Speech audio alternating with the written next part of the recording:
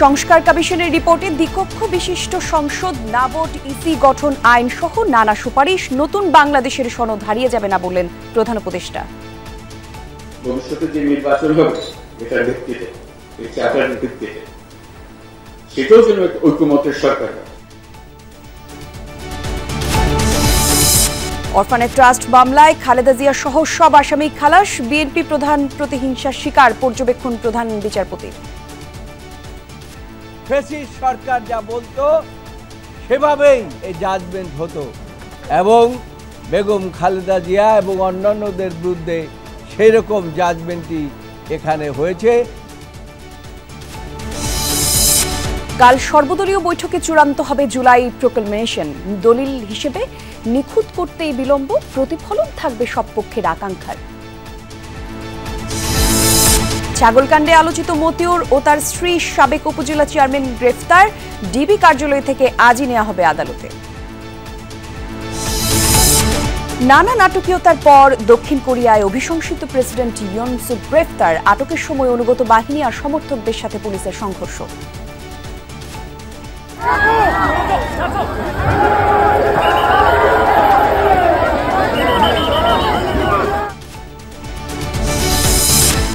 গাজীপুরে গ্রামীণ আবহে হলো চন্দ্র উৎসব। শক্তিশালী টেলিস্কোপে চাঁদের সৌন্দর্য উপভোগ, গান আড্ডায় মাতেন নানা বয়সী মানুষ।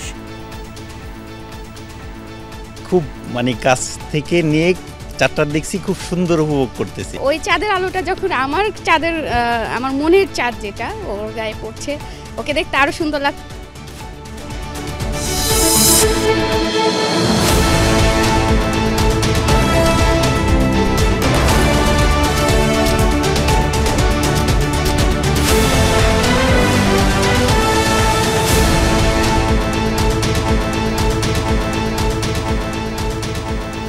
আমন্ত্রণ দুপুরের বাংলাদেশে আপনাদের সাথে আছি আমি জান্নাতুল কলি। শিরোনাম দেখছিলেন শুরুতেই। অন্তর্বর্তী সরকারের প্রধান উপদেষ্টা অধ্যাপক ডক্টর মোহাম্মদ ইউনূসের সাথে সংস্কারের সুপারিশ জমা দিয়েছে সংবিধান, নির্বাচন ব্যবস্থা, দুদক আর পুলিশ সংস্কার কমিশন। এ সময় প্রধান উপদেষ্টা বলেন, নতুন বাংলাদেশের সনদ হারিয়ে যাবে না, একে বুকে নিয়ে এগিয়ে যেতে হবে। সংস্কার কমিশনের প্রতিবেদনের মাধ্যমে স্বপ্ন আর অভ্যুত্থান পরবর্তী যাত্রা শুরু হলো বলে মন্তব্য করেন তিনি। তেজগাঁওয়ে প্রধান উপদেষ্টার কার্যালয়ে নির্বাচন কমিশন, দুর্নীতি দমন কমিশন, পুলিশ এবং সংবিধান সংস্কার গঠিত কমিশন প্রধানরা এসব প্রতিবেদন জমা দেন। প্রতিবেদন হস্তান্তরের পর প্রধান উপদেষ্টা বলেন, আজকের ঘটনা ইতিহাসের অংশ হয়ে থাকবে, ইতিহাসের প্রবাহ থেকেই এই কমিশনের সৃষ্টি, এমনটা মন্তব্য করেন তিনি। একই সাথে বলেন, নতুন বাংলাদেশ তৈরির কাঠামো তৈরির দায়িত্ব দেওয়া হয়েছিল সংস্কার কমিশনগুলোকে, আর এখন সেই রূপরেখা বাস্তবায়নের দায়িত্ব সরকারের। এর মাধ্যমে স্বপ্ন আর অভ্যুত্থান পরবর্তী যাত্রা সেটা শুরু হলো বলে জানান প্রধান উপদেষ্টা। বিকেলে সংবাদ সম্মেলন করে সংস্কার কমিশনগুলো সুপারিশের বিস্তারিত জানানো হবে। নির্বাচন ব্যবস্থা সংস্কার কমিশনের প্রতিবেদনে জানান গেছে, রাষ্ট্রপতি নির্বাচিত হবে উচ্চকক্ষ, সংসদ সদস্য এবং স্থানীয় জনপ্রতিনিধিদের ভোটে। 40% কম ভোট পেলে পুনরায় ওই আসনে নির্বাচন হবে। এছাড়া না ভোট অন্তর্ভুক্ত করার প্রস্তাব দেওয়া হয়েছে।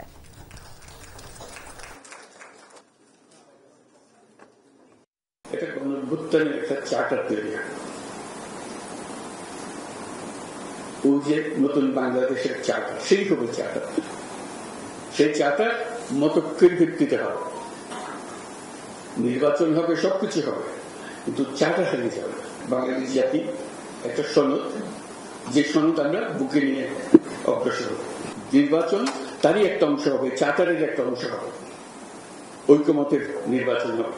এই যে পরবর্তী অধ্যায় শুরু হবে আলোচনা, সেটা কিভাবে আমরা করবো, সেই ঐক্যমত নিয়ে এসে আমরা নতুন সরকারের দিকে চলে যাব। 4টি সংস্কার কমিশন প্রতিবেদন জমা দেওয়ার সংবাদ সংগ্রহ করেছেন সহকর্মীরা। আর এই সম্পর্কে আরো একটু বিস্তারিত জানাতে ধানমন্ডি এলাকা থেকে যোগ দিচ্ছেন সহকর্মী শাকিল হাসান। শাকিল, একটু জানাবেন 4 সংস্কার কমিশনের প্রতিবেদন নিয়ে কি কি রয়েছে আর সে বিষয়ে আনুষ্ঠানিকভাবে কি কি জানা গেল?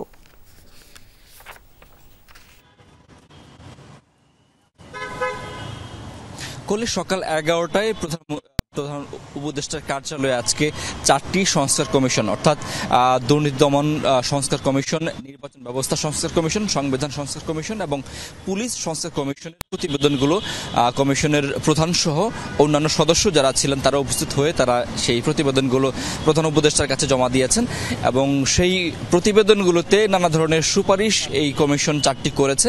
তার মধ্যে যদি বলি যে দুর্নীতি দমন কমিশনের যে প্রতিবেদনটি দেওয়া হয়েছে ডক্টর ইফতেখারুজ্জামানের নেতৃত্বে দুদক সংস্কার কমিশন এর পক্ষ থেকে, সেই কমিশনে তারা সুপারিশগুলো করেছেন যে দুদককে একটি স্বাধীন এবং স্বতন্ত্র প্রতিষ্ঠান হিসেবে দাঁড় করানোর জন্য, একে সরকার এবং রাজনৈতিক প্রভাবমুক্ত রাখার জন্য কিছু সুপারিশ তারা করেছেন।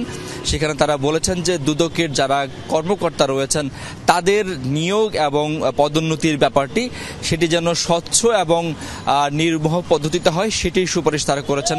পাশাপাশি রাষ্ট্রীয় যে পদেই যেই থাকুক না কেন এবং যার বিরুদ্ধেই দুর্নীতির অভিযোগ উঠুক না কেন, দুদক যেন নির্মোহভাবে এবং ভয় ডরহীনভাবে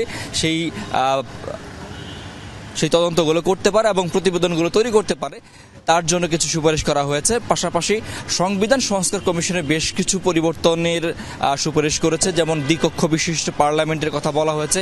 505 সদস্য সেই পার্লামেন্টের 2টি কক্ষ থাকবে, নিম্নকক্ষ এবং উচ্চকক্ষ, এবং পাশাপাশি রাষ্ট্রপতি নির্বাচনের জন্য একটি আলাদা পদ্ধতির কথা বলা হয়েছে। পাশাপাশি 40% ভোট না পেলে কোনো আসনের আবারও নির্বাচনের কথাগুলো সুপারিশ করা হয়েছে। পাশাপাশি পুলিশ সংস্কার কমিশনের পক্ষ থেকে সুপারিশ করা হয়েছে পুলিশকে রাজনৈতিক প্রভাবমুক্ত এবং দলীয় প্রভাবমুক্ত বাইরে রাখার জন্য কিছু সুপারিশ করা হয়েছে। পাশাপাশি পুলিশকে যেন সরকার তার বাহিনী হিসেবে ব্যবহার করতে না পারে, পুলিশ যেন জনগণের সেবক এবং বন্ধু হিসেবে কাজ করতে পারে, সেই বিষয়গুলো এখানে সুপারিশ করা হয়েছে।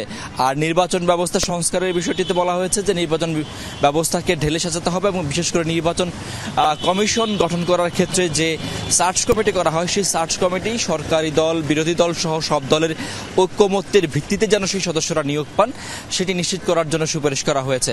তো এই কমিশনগুলো যে সুপারিশগুলো দিয়েছে সেই সুপারিশের আলোকেই সরকার পরবর্তী ব্যবস্থা নেবে। তবে এখন পর্যন্ত আনুষ্ঠানিক যে বক্তব্য, সেই বক্তব্য কিন্তু আমরা এখনো কমিশনগুলোর পক্ষ থেকে পাইনি। বিকাল 4টা নাগাদ দুদক সংস্কার কমিশন একটি আনুষ্ঠানিক সংবাদ সম্মেলন করবে, সেই সংবাদ সম্মেলনের জন্য আমরা এখন পর্যন্ত অপেক্ষা করছি। পাশাপাশি সংবিধান সংস্কার কমিশন, পুলিশ সংস্কার কমিশন এবং নির্বাচন ব্যবস্থা সংস্কার কমিশনও আনুষ্ঠানিক সংবাদ সম্মেলন করে তাদের সুপারিশ সম্পর্কে গণমাধ্যমকে এবং জাতিকে তারা বিস্তারিতভাবে অবহিত করবেন। ধন্যবাদ আপনাকে শাকিল। জিয়া অরফানেজ ট্রাস্ট দুর্নীতি মামলায় 10 বছরের সাজা থেকে বিএনপি চেয়ারপারসন খালেদা জিয়াকে খালাস দিয়েছে আপিল বিভাগ। বাতিল করা হয়েছে বিচারিক আদালত ও হাইকোর্টের রায়। মামলায় তারেক রহমান সহ অন্য আসামিদেরও খালাস দেওয়া হয়েছে। রায়ের পর্যবেক্ষণে প্রধান বিচারপতি বলেন, বিদ্বেষ এবং প্রতিহিংসার বশবর্তী হয়ে জিয়া পরিবারের বিরুদ্ধে এই মামলা করা হয়েছিল। 2007-8 সালে সেনা সমর্থিত তত্ত্বাবধায়ক সরকার থেকে শুরু করে আওয়ামী লীগ সরকার পর্যন্ত সাবেক প্রধানমন্ত্রী খালেদা জিয়ার বিরুদ্ধে যে 37টি মামলা হয়েছে তার মধ্যে সবচেয়ে আলোচিত জিয়া অরফানেজ ট্রাস্ট দুর্নীতি মামলা। 2018 সালের 8 ফেব্রুয়ারি এই মামলায় প্রথম কারাগারে যেতে হয় বিএনপি চেয়ারপারসনকে। 5 আগস্টের পট পরিবর্তনের পরদিনই রাষ্ট্রপতির আদেশে অন্য আরেকটি মামলার সাথে এই মামলার সাজা মওকুফ করা হলেও খালেদা জিয়া আইনিভাবে নিষ্পত্তির উদ্যোগ নেন। 7 জানুয়ারি শুরু হয় আপিল শুনানি। 4 দিনের শুনানি শেষে বুধবার সর্বোচ্চ আদালতে এই মামলা নিষ্পত্তির জন্য দিন ধার্য ছিল। বেলা 9:30টার কিছু পর প্রধান বিচারপতির নেতৃত্বাধীন 5 সদস্যের আপিল বেঞ্চ সর্বসম্মতিক্রমে এই মামলার রায় ঘোষণা করেন। রায়ে খালেদা জিয়া সহ সব আসামিকে খালাস দেয়া হয়। যে মামলার মধ্যে কোনো কিছুই ছিল না, সেই মামলায় হাইকোর্ট বিভাগ 5 বছর থেকে 10 বছর করেছে। অর্থাৎ বিচার ব্যবস্থা বলে কিছু ছিল না। ফ্যাসিস্ট সরকার যা বলতো সেভাবেই এই জাজমেন্ট হতো। আজকে মনে হচ্ছে যে বিচার বিভাগ স্বাধীনভাবে তাদের দায়িত্ব পালন করেছে। খালেদা জিয়া ছাড়াও এই মামলায় তার বড় ছেলে তারেক রহমান, সাবেক মুখ্য সচিব কামাল উদ্দিন সিদ্দিকী, সাবেক এমপি কাজী সলিমুল হক কামাল, ব্যবসায়ী শরফুদ্দিন আহমদ ও জিয়াউর রহমানের ভাগ্নে মমিনুর রহমান ছিলেন। তাদেরকেও খালাস দিয়েছেন আদালত। যে 2টা জাজমেন্ট হয়েছিল 5 বছর এবং 10 বছর, সেটা বাতিল। ট্রায়াল কোর্টের যে জাজমেন্ট সেটাও বাতিল, এবং নন অ্যাপিলিং যারা ছিলেন অর্থাৎ জনাব তারেক রহমান সাহেব, উনিও আজকে মহামান্য সুপ্রিম কোর্টের সর্বোচ্চ আদালত দ্বারা ইনোসেন্ট নট গিলটি প্রমাণিত হলো। রায়ের পর্যবেক্ষণে আদালত বলেন এই মামলা এবং বিচার কাজ ছিল প্রতিহিংসামূলক। খালেদা জিয়া সহ সব আসামির সম্মানহানি করা হয়েছে। আদালত অত্যন্ত গুরুত্বপূর্ণ পর্যবেক্ষণ বলেছেন, এই সিদ্ধান্ত অর্থাৎ আপিল বিভাগের আজকের রায়ের পরিপ্রেক্ষিতে এই যারা আসামি এবং আপিলকারী তাদের সমাজে যে সম্মান হানি ঘটেছিল তার একটা চির সমাপ্তি ঘটবে। আর এটার মাধ্যমে আদালত প্রত্যাশা করেছে এই ধরনের ম্যালিশিয়াস প্রসিকিউশন আমরা মনে করি কখনো কোনো ব্যক্তিকে রাজনৈতিক বিধ্বংসের কারণে করবেন না, এবং এই রায় একটি ঐতিহাসিক রায়। এ সময় দুদকের আইনজীবীও বলেন এই মামলায় আসামিদের সাজা দেওয়ার মতো তথ্য প্রমাণ ছিল না। খালেদা জিয়াকে আগেই খালাস দেওয়া উচিত ছিল। সাজা হয়েছিল যে 409-এ, সেখানের মূল কথা কি? প্রথম কথা ইন্ট্রাস্টমেন্ট থাকতে হবে, সেকেন্ড কথা মিস অ্যাপ্রোপ্রিয়েশন থাকতে হবে, থার্ড কথা কনভার্সন থাকতে হবে, ফোর্থ কথা আইনের ব্যত্যয় ঘটায় কিছু করতে হবে। এর কোনোটাই হয়নি। বেগম খালেদা জিয়ার কেস প্রাথমিক ইনিশিয়াল স্টেজেই কোয়াশ হয়ে যাওয়া উচিত। জিয়া অরফানেজ ট্রাস্ট মামলায় বিশেষ আদালত খালেদা জিয়াকে 5 বছরের সাজা দিয়েছিলেন। পরে সেই সাজা বৃদ্ধি করে 10 বছর করেন হাইকোর্ট। আশিক মাহমুদ, যমুনা নিউজ, ঢাকা। কাল সর্বদলীয় বৈঠকের পর ঐক্যমতের ভিত্তিতে ঘোষণা করা হবে জুলাই প্রোক্লেমেশন। দেশের জন্য গুরুত্বপূর্ণ এই দলিল নিখুঁত করতে এটি ঘোষণায় বিলম্ব। একথা জানিয়ে প্রধান উপদেষ্টার প্রেস সচিব শফিকুল আলমের আশা, তৈরি হওয়ার পর এই ঘোষণাপত্র সবার প্রত্যাশা পূরণ করবে। আর এই বিষয়ে জাতীয় নাগরিক কমিটির মুখ্য সংগঠক বলেছেন, প্রোক্লেমেশনের জন্য পর্যাপ্ত সময় দেওয়া হয়েছে সরকারকে। বিস্তারিত জানাচ্ছেন সহকর্মী লামিয়া তিথি। 31 ডিসেম্বর 2024 বছরের শেষ দিনে কেন্দ্রীয় শহীদ মিনারে লাখো ছাত্র জনতার সমাবেশে জুলাই প্রোক্লেমেশন ঘোষণার জন্য অন্তর্বর্তী সরকারকে 15 দিন সময় বেঁধে দেয় বৈষম্য বিরোধী ছাত্র আন্দোলন ও জাতীয় নাগরিক কমিটি। 15 জানুয়ারির মধ্যে আমাদের এই জুলাই গণঅভ্যুত্থানের ঘোষণাপত্র জারি করতে হবে। এরই প্রেক্ষিতে 6 থেকে 11 জানুয়ারি পর্যন্ত সারা দেশে লিফলেট বিতরণ ও জনসংযোগ করে বৈষম্য বিরোধী ছাত্র আন্দোলন ও জাতীয় নাগরিক কমিটির নেতাকর্মীরা। এই নেতাদের কাছেই প্রশ্ন, জুলাই প্রোক্লেমেশন নিয়ে জনমানুষের প্রত্যাশা কি? এক ধরনের প্রতিহিংসাপরায়ণ রাজনীতি, সেই রাজনীতির পরিবর্তন চায় মানুষ। আওয়ামী লীগের বিচার চায়। দ্বিতীয়ত মানুষ চায় যে এটা দীর্ঘ সময় ধরে যেই বিচারহীনতার একটা সংস্কৃতি ছিল, গুম খুন ছিল, সেখানে বেসিক সংস্কার। তারা এই ঘোষণাপত্র দ্রুত বাস্তবায়ন চায় এবং তারা এই বাংলাদেশের সামগ্রিক সংস্কার, বিচার, এই বিষয়গুলো চায়। এরপরে তারা নির্বাচন নিয়ে চিন্তা করছে, কারণ নির্বাচন যে তাদেরকে এতদিনও কিছু দিতে পারেনি তেমন একটা, তাদের চোখ এখন যতটা না নির্বাচনের দিকে, তার চেয়ে বেশি সংস্কারের দিকে, বৈষম্য দূরীকরণের দিকে, বিচারের দিকে। 15 জানুয়ারি কেন হলো না জুলাই ঘোষণাপত্র? কি বলছেন ছাত্র নেতারা? সরকারের যে সিদ্ধান্ত, সেই সিদ্ধান্তের প্রতি শ্রদ্ধা দেখিয়েছি, কিন্তু এখন পর্যন্ত দৃশ্যমান যে পদক্ষেপ সরকারের পক্ষ থেকে বিভিন্ন রাজনৈতিক দল সহ অন্যান্য যারা অংশীদার রয়েছে তাদের সাথে বসা, আলোচনা করা, একটা সিদ্ধান্তের দিকে আসা, এরকম কিন্তু দৃশ্যমান কোনো পদক্ষেপ দেখিনি।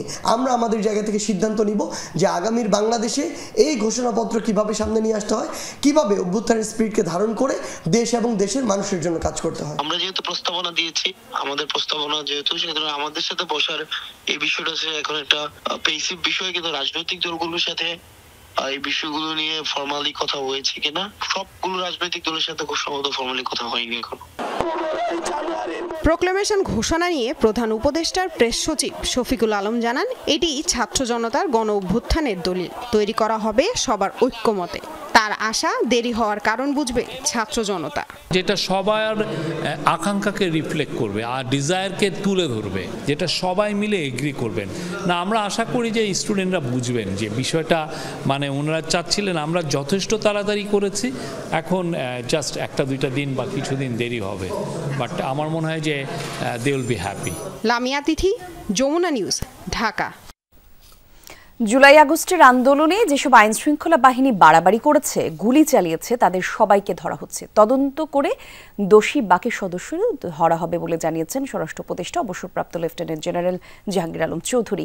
বুধবার খিলগাঁওয়ে আনসার ও গ্রাম প্রতিরক্ষা বাহিনীর সদর দপ্তর পরিদর্শন শেষে সাংবাদিকদের এসব কথা জানান তিনি। উপদেষ্টা জানান, আন্দোলনের ফুটেজ দেখে অনেক পুলিশ সদস্যকে গ্রেফতার করা হয়েছে, কাউকেই ছাড় দেওয়া হয়নি। গ্রেফতার কার্যক্রম বন্ধ নেই এবং নিয়মিত চলছে বলেও জানান তিনি। স্বরাষ্ট্র উপদেষ্টা আরও বলেন, আইনশৃঙ্খলা পরিস্থিতি এবং নির্বাচনে আনসার ও গ্রাম প্রতিরক্ষা বাহিনীকে কাজে লাগাতে আরও দক্ষ করে তোলা হচ্ছে।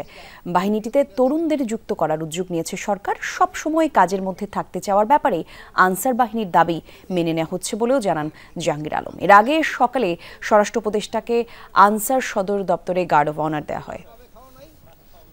কাজে লাগানো যায় এবং বিভিন্ন উন্নয়নমূলক কাজে লাগানো যায় এবং ইন টাইম অফ ক্রাইসিস এখন কিন্তু আমরা ওটা মোটামুটি যাদের ধরেন ওই ফুটেজ আছে আছে তাদের কিন্তু ধরার চেষ্টা করা হচ্ছে। ডেইলি কিন্তু তাদের 2-1 করে ধরা পড়তেছে।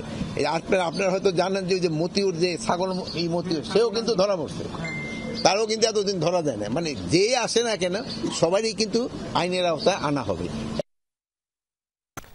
বহুল আলোচিত ছাগলকাণ্ডে জড়িত সাবেক এনবিআর কর্মকর্তা মতিউর রহমান এবং তার স্ত্রী নরসিংদীর রায়পুরা উপজেলার সাবেক চেয়ারম্যান লায়লা কানিজকে দলের মামলায় 7 দিনের দুদকের মামলায় 7 দিনের রিমান্ড দিয়েছে দুদক। এরপর তাদের আদালতে তোলা হলে এই রিমান্ড আবেদন করে দুদক। এর আগের রাতে তাদের রাজধানীর বসুন্ধরা থেকে গ্রেফতার করে ডিবি পুলিশ একটি দল। গত 6 জানুয়ারি তাদের বিরুদ্ধে 3টি মামলা দায়ের করেছে দুদক। 124 কোটি টাকার অবৈধ সম্পদ অর্জন এবং সম্পদের তথ্য গোপনের অভিযোগে মামলাগুলো দায়ের করে দুদক। আর এই বিষয়ে আরো কিছু তথ্য জানবো আমরা।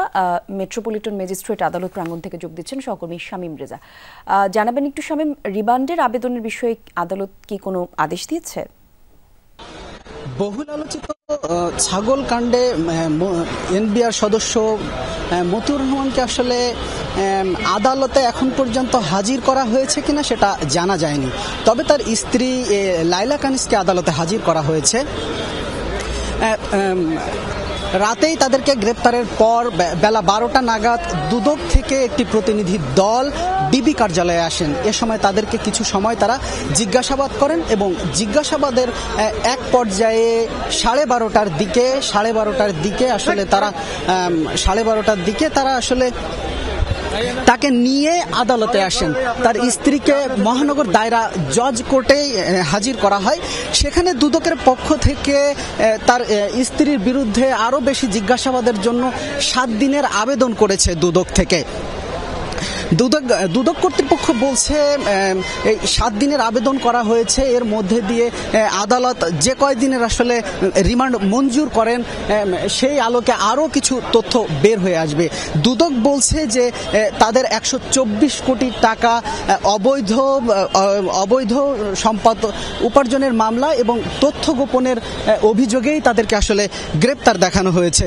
তবে এই মামলায় এখন পর্যন্ত মতিউর রহমানকে আদালতে আনা হয়েছে কিনা এ বিষয়ে এখনো পর্যন্ত জানা যায়নি। তবে যতটুকু জানতে পেরেছি মতিউর রহমানকে আসলে সিএমএম কোর্টে তোলা হবে। তবে এই মুহূর্তে তার স্ত্রীকে আদালতে আনা হলেও এখনো আদালতে তোলা হয়নি। জি, ধন্যবাদ আপনাকে শামীম। অন্তর্বর্তী সরকারের প্রধান কাজ সুবিচার নিশ্চিত করা। ফ্যাসিস্ট শেখ হাসিনার চাইতে এই সরকারের বিচার যে ভিন্ন তা প্রমাণ করতে চাই, এমন মন্তব্য করেছেন আইন উপদেষ্টা আসিফ নজরুল। সকালে বাংলা একাডেমিতে জুলাই রেভলিউশন এভিডেন্স অফ অ্যাট্রোসিটিতে এসব কথা বলেন তিনি। উপদেষ্টা আসিফ নজরুল বলেন, যত দ্রুত সম্ভব বিচার কাজ শেষ করা হবে।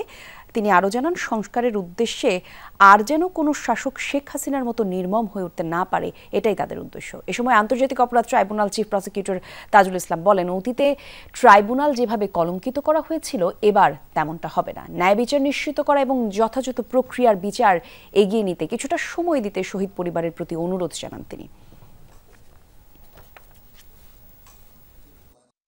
আবার তোমার সাথে আমি রাত্রে কথা বলবো, মোবাইল রেখে দাও।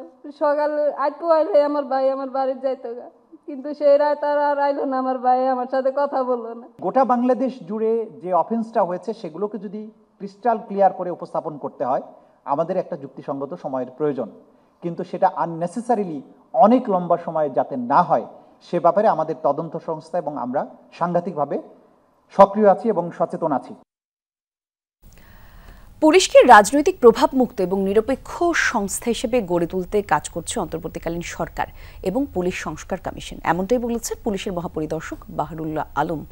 সকালে রাজশাহীর সারদা পুলিশ একাডেমিতে 40তম সাব ইন্সপেক্টর ব্যাচের সমাপনী কুচকাওয়াজে প্রধান অতিথি হিসেবে অংশ নেন তিনি। এ সময় আইজিপি বলেন, অপরাধ দমন, জনগণের নিরাপত্তা এবং সমাজে শান্তি শৃঙ্খলা নিশ্চিত করা পুলিশের প্রধান কাজ। জনবান্ধব পুলিশ ব্যবস্থা প্রণয়নে পুলিশ কর্মকর্তাদের প্রতি আহ্বান জানান তিনি। এর আগে কুচকাওয়াজ পরিদর্শন এবং নবীন সাব ইন্সপেক্টরদের অভিবাদন গ্রহণ করেন। 2023 সালে বুনিয়াদী প্রশিক্ষণের জন্য একাডেমিতে যোগ দেয়া 40তম সাব ইন্সপেক্টর ব্যাচের 821 এসআই, পরে গুরুতর অপরাধের জন্য চাকরি যায় 22 জনের, আর মাঠ এবং ক্লাসে বিশৃঙ্খলার অভিযোগে 4 ধাপে বাদ পড়েন 321 এসআই। সমাপনী কুচকাওয়াজে গেল 26 নভেম্বর হবার কথা থাকলেও তা অনিবার্য কারণে বাতিল করা হয়েছিল।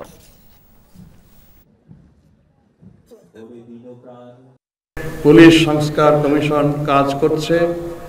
পুলিশকে রাজনৈতিক প্রভাবমুক্ত করে একটি দল নিরপেক্ষ সংস্থায় রূপান্তরে সরকারের এই মহতী উদ্যোগের সাথে আমরা সবাই একাত্ম। সেন্ট মার্টিনে অগ্নিকাণ্ডে কিংসুক ও বিচ ভ্যালি সহ 3টি ইকো রিসোর্ট পুড়ে আছে। রাত 2টার দিকে এই আগুন লাগে। এ সময় পর্যটকরা আতঙ্কে ছোটাছুটি শুরু করেন, আশ্রয় নেন পাশের রিসোর্টগুলোতে। ফায়ার সার্ভিস না থাকায় স্থানীয়রা বালি এবং পানি দিয়ে আগুন নিয়ন্ত্রণে আনতে চেষ্টা চালায়। খবর পেয়ে সহায়তার জন্য যোগ দেয় নৌবাহিনীর সদস্যরা। 2 ঘন্টা পর নিয়ন্ত্রণে আসে আগুন। স্থানীয়দের ধারণা, বিচ ভ্যালি রিসোর্টের রান্নাঘর থেকে এই আগুনের সূত্রপাত। এ ঘটনায় হতাহত না হলেও ব্যাপক ক্ষয়ক্ষতি হয়েছে।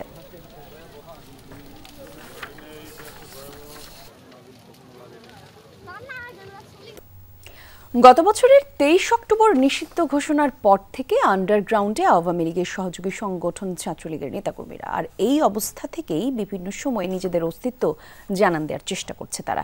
দেয়াল লিখন আর ঝটিকা মিছিলের পর সেই ছবি আর ভিডিও ছড়িয়ে চেষ্টা চলছে কেন্দ্রীয় নেতাদের দৃষ্টি আকর্ষণের। গণ অভ্যুত্থানের গ্রাফিতি ধ্বংস করা হচ্ছে জামালপুরে।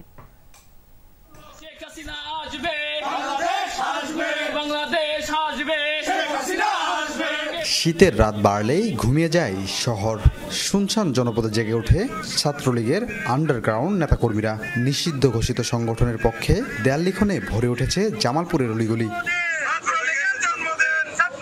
ছাত্রলীগের কর্মীরা নষ্ট করছে জুলাই অভ্যুত্থানের আঁকা গ্রাফিতিগুলো। কেন্দ্রীয় নেতাদের দৃষ্টি আকর্ষণের জন্য এসব ঘটনার ভিডিও ধারণ করে তা ছড়িয়ে দেওয়া হচ্ছে সামাজিক যোগাযোগ মাধ্যমে। যেটা বাংলা ভাষায় বলা হয় যে চিকামারি, রাতে অন্ধকারে, কিন্তু দিনের আলোতে কিন্তু তারা আসতে পারছে না কোনোভাবেই। আমরা বিপ্লবের সময় আমরা বিপ্লব যে এনেছি সেটা আন্দোলন করেছি দিনের বেলায়। তারা বলছেন 5 আগস্টের পর বেড়েছে চোরাগোপ্তা হামলা, চুরি, ছিনতাই সহ নানা অপরাধ। ইচ্ছাকৃতভাবে অবনতি ঘটানো হচ্ছে আইন শৃঙ্খলা পরিস্থিতির। যারা আছে আওয়ামী লীগ দোষরা এর সাথে প্রত্যক্ষ এবং পরোক্ষ সম্পূর্ণ সংশ্লিষ্ট। তারা অস্থিতিশীল পরিবেশ তৈরি করার জন্য এ ধরনের অপতৎপরতা করছে কিনা, এটা আইন শৃঙ্খলার রক্ষাকারী বাহিনী এবং গোয়েন্দা সংস্থাগুলোকে কঠোরভাবে নজরদারিতে আনতে হবে।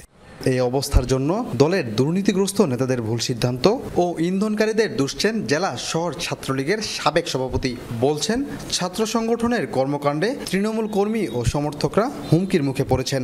তাদের এই কর্মের ফলে কি হচ্ছে, দেখা যাচ্ছে যে ওই এলাকার যে সাধারণ আওয়ামী লীগের আছে, যারা আওয়ামী লীগের ভোটার পর্যন্ত আছে, তারা একটা হয়রানির শিকার হচ্ছে। তাদের স্বাভাবিক জীবন যাপন ব্যাহত হচ্ছে। রাজনৈতিক কর্মী আর বৈষম্য বিরোধী ছাত্রদের অভিযোগ, পুলিশের নীরব ভূমিকার সুযোগ নিচ্ছে সংগঠনটি। রাজপথে সর্বোচ্চ পরিমাণ সক্রিয় থাকার পরও প্রশাসনিক সহযোগিতা যতটুকু পাওয়া দরকার ততটুকু আমরা পাচ্ছি না। রাজনৈতিক প্রেক্ষাপটকে যদি ওনারা উত্তেজিত করবার চেষ্টা করে, জামালপুরের সাধারণ মানুষ, জামালপুরের আইন শৃঙ্খলা সাধারণ মানুষ এই বিষয়টিকে তাদেরকে প্রতিহত করবে। যদিও এসব অভিযোগ মানতে নারাজ জেলা পুলিশ। আইন শৃঙ্খলা পরিস্থিতিকে নিয়ন্ত্রিত ও স্বাভাবিক অবস্থা বলে দাবি তাদের। পরিবর্তিত পরিস্থিতির প্রেক্ষাপটে যাতে আইন শৃঙ্খলা পরিস্থিতি স্বাভাবিক থাকে, এজন্য আমাদের প্রতিরোধমূলক কার্যক্রম অব্যাহত আছে। যারা দুষ্কৃতিকারী তারা জামালপুরে কোনো অপরাধমূলক কর্মকাণ্ড করে তেমন সুবিধা করতে পারবে না। পুলিশের খাতায় জেলায় 2024 সালের শেষ 3 মাসে খুনসহ বিভিন্ন অপরাধে মামলা হয়েছে 438টি। এর মধ্যে অক্টোবরে 138, নভেম্বরে 142 ও ডিসেম্বরে 158টি অপরাধের অভিযোগ দায়ের হয়েছে। সাগর ফরাজি, যমুনা নিউজ, জামালপুর। জাতীয় শিক্ষাক্রম ও পাঠ্যপুস্তক বোর্ড এনসিটিবির সামনে স্টুডেন্ট ফর সভরেন্টি নামের একটি সংগঠনের শিক্ষার্থীদের সাথে পাহাড়ি জনগোষ্ঠীর বেশ কিছু শিক্ষার্থীর সংঘর্ষের ঘটনা ঘটেছে। সংঘর্ষে সাংবাদিক সহ 8 জন আহত হয়েছেন, আর আহতদের ঢাকা মেডিকেলে নেওয়া হয়েছে। দুপুরে এই সংঘর্ষের ঘটনা ঘটে। জানা গেছে সকাল থেকে এনসিটিবির সামনে অবস্থান নেয় স্টুডেন্ট ফর সভরেন্টি নামের একটি সংগঠনের শিক্ষার্থীরা। পরে নবম আর দশম শ্রেণীর বাংলা দ্বিতীয় পত্রের প্রচ্ছদ থেকে আদিবাসী শব্দ সম্বলিত গ্রাফিতি বাতিল করায় এনসিটিবির ঘেরাও কর্মসূচি পালন করে। সেখানে যায় পাহাড়ি জনগোষ্ঠীর শিক্ষার্থীরা। বেলা 12টার দিকে তারা এনসিটিবির সামনে পৌঁছলে সেখানে উপস্থিত স্টুডেন্ট ফর সভরেন্টি সংগঠনের শিক্ষার্থীদের সঙ্গে ধাওয়া পাল্টা ধাওয়ার ঘটনা ঘটে। এক পর্যায়ে তার সংঘর্ষের রূপ নেয়, আর এই ঘটনায় সাংবাদিক সহ অন্তত 8 জন আহত হয়েছেন। শেষ রক্ষা হলো না দক্ষিণ কোরিয়ায় অভিশংসিত প্রেসিডেন্টের। কয়েক ঘন্টার চরম নাটকীয়তার পর অবশেষে গ্রেফতার করা হলো ইয়ন সুক ইয়োলকে। প্রথমে অভিযানের 12 দিনের মাথায় বুধবার দ্বিতীয় দফায় অভিযান চালায় যৌথ বাহিনী। ইয়নের অনুগত বাহিনী এবং সমর্থকদের দফায় দফায় বাধায় তৈরি হয় উত্তপ্ত পরিস্থিতির। এমনকি মই দিয়ে কাঁটাতারের বেড়া কেটে ভেতরে প্রবেশের উদ্যোগ নেয় পুলিশ। কয়েক ঘন্টার চেষ্টায় দেশটির প্রথম প্রেসিডেন্ট হিসেবে আটক করা হয় ইয়নকে। বুধবার ভোরের আলো ফোটার আগেই শুরু হয় যৌথ বাহিনীর অভিযান। অভিশংসিত প্রেসিডেন্ট ইয়ন সুক ইয়োলের বাসভবন অভিমুখে রওনা দেয় কয়েকশো পুলিশ। উদ্দেশ্য গ্রেফতারি পরোয়ানা জারি হওয়া ইয়নকে আটক করা। তবে খুব সহজ হয়নি অভিযান।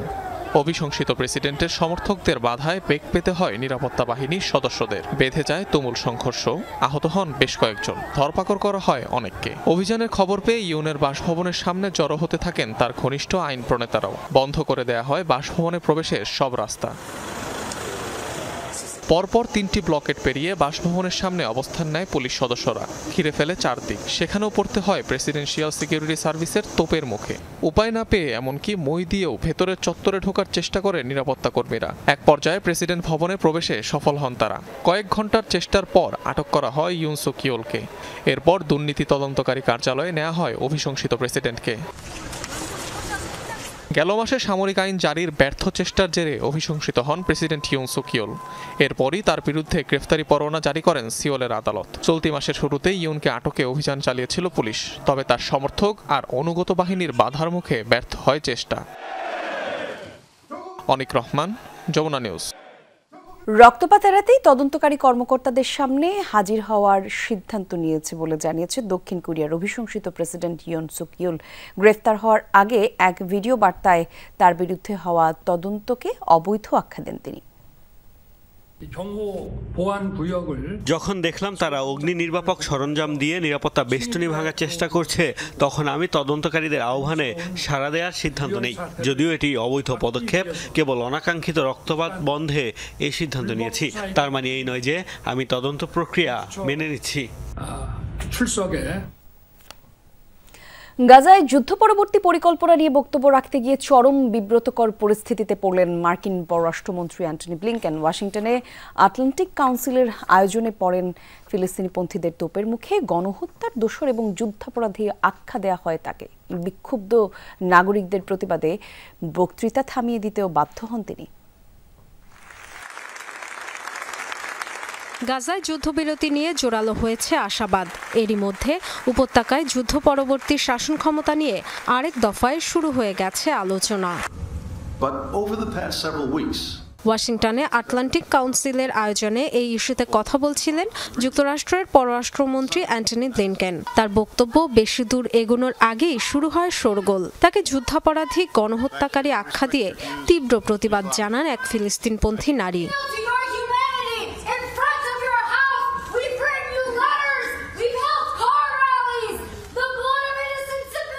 এক পর্যায়ে নিরাপত্তা কর্মীরা সরিয়ে নেয় ওই নারীকে। ব্লিংকেন পুনরায় বক্তৃতা শুরু করতে না করতেই আবার বিপত্তি। এবার সেক্রেটারি অফ জেনোসাইড আখ্যা দেয়া হয় তাকে। হাজার হাজার ফিলিস্তিনিকে হত্যার দায়ে ক্ষমা পাবেন না ব্লিংকেন চিৎকার করে এমন মন্তব্য করেন আরেকজন।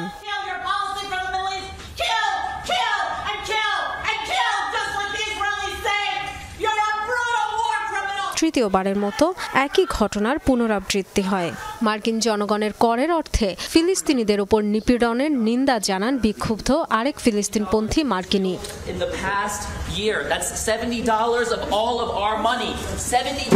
তীব্র প্রতিবাদের মুখে যেন ভাষাই হারিয়ে ফেললেন ব্লিনকেন।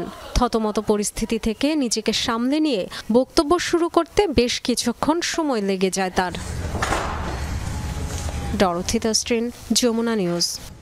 ভরা পূর্ণিমায় মানুষ আবেগী হয়, জীবনের রূঢ় বাস্তবতা ভুলে কবিতার গানের ছন্দে নাচে মন। শহুরে জীবনের এর প্রভাব কমে এলেও অনেকেই আবার খুঁজে ফেরেন গ্রামীণ আবহ। এমনই এক চন্দ্রোৎসব হলো গাজীপুরের বেনুভিটা অবজারভেটরিতে। রাত জেগে চাঁদের সৌন্দর্য বন্দনা আর গান আড্ডায় মেতে ওঠেন অংশগ্রহণকারীরা। সহকর্মী জিহাদ ইসলামের তোলা ছবিতে জানাচ্ছেন শওকত মঞ্জু শান্ত।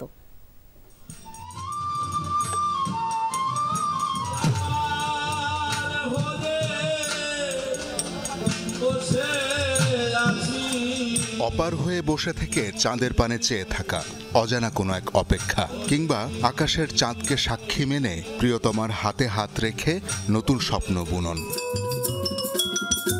শহরের যান্ত্রিকতায় চাঁদের আলো মুগ্ধতা ছড়ালেও পিছুটানে আটকে রাখতে পারে না। তবু কিছু মানুষ এই যান্ত্রিক বেড়াজাল ছিঁড়ে পাগলাটে হতে ভালোবাসে। ঠিক এমন মানুষদের জন্যই গাজীপুরের বেনুভিটা অবজারভেটরিতে আয়োজন করা হয়েছে প্রথম চন্দ্রোৎসবের। যত বেশি আপনার বিজ্ঞানের এবং আমাদের সংস্কৃতির দিকে মনোযোগী করা যায় সেটাই আমরা করি এবং তাই করব। খালি চোখের দেখা চাঁদই নয়, এখানে আছে বেশ শক্তিশালী টেলিস্কোপ। চাঁদকে আরও নিবিড়ভাবে দেখার সুযোগটা হারাতে চাননি কেউ। কাছ থেকে দেখলে জিনিসটা সম্পর্কে একটু ইন্টারেস্ট বেশি জাগে, কারণ এটা আমরা দেখে অভ্যস্ত না। অ্যান্ড্রোমেডা গ্যালাক্সি, তার মেসিয়ার অবজেক্টগুলো দেখি, হ্যাঁ, তো এগুলো অবজার্ভ করতে করতেই আসলে সময় চলে যায়। অন্যদিকে তখন চলছে গানের আয়োজন। বিশেষ কসরতে বাদ্যবাজনা আর বাউল গানে বিভোর চোখগুলোর ঘোর আরও গভীর করে তোলে শীতের কুয়াশা। আর আকাশ আলো করা ভরাট চাঁদ যেন ওদের পাহারায়। তাকে খুব কাছ থেকে নিয়ে চাঁদটা দেখছি, খুব সুন্দর উপভোগ করতেছি। ওই চাঁদের আলোটা যখন আমার মনের চাঁদ যেটা ওর গায়ে পড়ছে, ওকে দেখতে আরো সুন্দর লাগছে। এরকম একটা শীতের রাতে যদি কোথাও যেতে পারতাম, আজকে আসলে মনে হচ্ছে সেই আশাটাই পূরণ হয়েছে। It's gorgeous, the first full moon of the year. গান আর আড্ডায় বাড়তে থাকে রাত, ততই যেন বাড়ে পিপাসা, গাঢ় হয় আবেগ। চাঁদের দিকে এক পলকে কতক্ষণ চেয়ে থাকা যায়, অথবা চন্দ্রাহত হয়ে কত রাত জাগা যায়, সেই উদাহরণটাই যেন এই বেনুভিটায় আমরা দেখতে পেলাম। এখানে চন্দ্রাহত হয়ে বেশ কয়েকজন মানুষ সারা রাত উপভোগ করলেন চাঁদকে। গানের মাঝেই চলে রাতের খাবারের আয়োজন। কুয়াশাকে আরও গাঢ় করা ধোঁয়া ওঠা বারবিকিউ, মাছ আর মুরগির পোড়া স্বাদে ডুব দেয় সবাই। অনেক আইটেম, বারবিকিউর আইটেমের অনেক মশলা আছে। ঢাকা শহরের মধ্যে তো এরকম জ্যোৎস্না উপভোগ করার কোনো সুযোগ থাকে না। আগে এগুলো নিয়ে ইন্টারেস্টেড ছিলাম না, অবশ্যই বাবার সান্নিধ্যে এসে এগুলোর ব্যাপারে জানতে পারছি। যাদের সাথে আমাদের যে একটা সম্পর্ক তৈরি হয়েছে একেবারে ছোটবেলা থেকেই, ওই আবেগটা যত বয়সী হোক না কেন, সেই আবেগটা বুড়ো হয় না। রাত্রি দ্বিপ্রহরেও সজাগ চন্দ্রাহত মানুষের দল। খোলা উঠানে মশাল জ্বালিয়ে বসে গানের আসর। লোকসঙ্গীতের তালে তালে হেলে দুলে কণ্ঠ মেলায় শহর পালানো মানুষরা। রাত গভীর হয়, 1000 বছর সে রাতের বয়স। ঘরে ফেরার তাগিদ তখন বাতাসে, কিন্তু পাখির মতো উড়ে বেড়ানোর আক্ষেপ তখনও জাগ্রত। শওকত মঞ্জু শান্ত, যমুনা নিউজ, গাজীপুর। এর সাথে শেষ করছি দুপুরের বাংলাদেশ। এতক্ষণ সঙ্গে ছিলেন যারা, ধন্যবাদ সবাইকে।